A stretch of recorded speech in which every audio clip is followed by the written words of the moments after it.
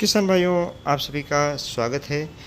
गन्ने की अच्छी पैदावार लेने के लिए आज हम जानकारी देंगे जो कि बहुत महत्वपूर्ण है और इससे आपकी लागत भी घटेगी, अच्छी पैदावार भी मिलेगी।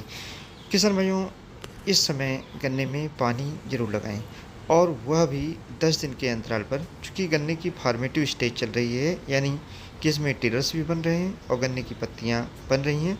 गन्ने की पत्तियों की चौड़ाई भी बढ़ती है, लंबाई बढ़ती है अगर हम पानी लगाते हैं, जिससे फोटोसिंथेसिस तेज़ी से होती है और फोटोसिंथेट्स बनते हैं, नहीं गन्ने का भोजन बनता है, जिससे टिलर्स मोटे होते हैं और गन्ना आगे बढ़ता चला जाता है।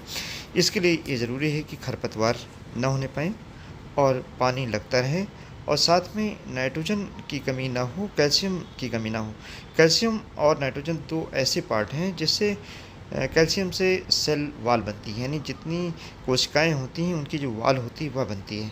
और इसी तरीके से जो नाइट्रोजन है वह जो न्यूक्लियस है, यानी न्यूक्लिक एसिड है, उसका डीएनए और आरएनए का नाइट्रोजन पार्ट है।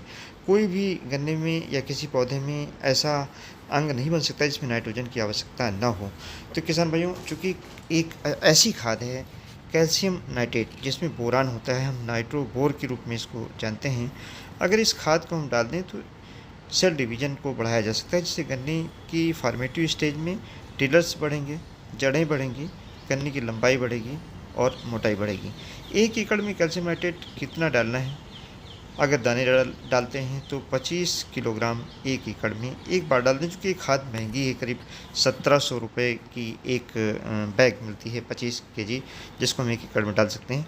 और दूसरा जो इसका फार्मूलेशन आता है वह लिक्विड फॉर्म में है, 2 मिलीलीटर 1 लीटर पानी मिला करके। अगर 1 एकड़ में गन्ने की फसल अच्छी है तो करीब 300 लीटर पानी लगेगा, जिससे 600 ml यानी 600 मिलीलीटर दवाई कैल्शियम नाइट्रेट मिला करके और स्प्रे कर दें।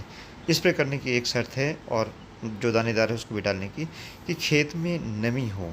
नमी अगर रहेगी तो गन्ने के पौधे कोई नुकसान भी नहीं करेगी और बहुत फ़ायदा करेगी।